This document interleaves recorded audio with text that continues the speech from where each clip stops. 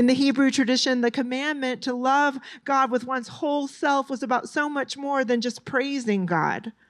It was rooted in the people's side of the covenant, blessed to be a blessing, to be faithful and obedient to the commands of God, because that's what's good for the people. It's what's good for the community. And that's not so different from us today as we demonstrate our love of God through our spiritual practices, such as prayer and scripture reading and worshiping together.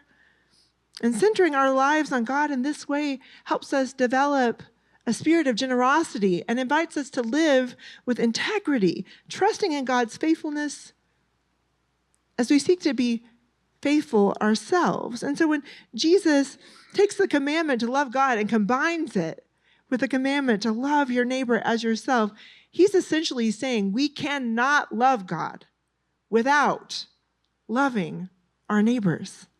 Kindness and justice and mercy were the core values of the Hebrew people because they reflect God's own love of the people. And we too strive to love our neighbors by sharing and caring in this world that we share with each other, right? By making ethical purchases and by reducing our waste and recycling. And when we choose to speak and behave with kindness and to work toward justice and equity, we are loving our neighbors as God calls us to do.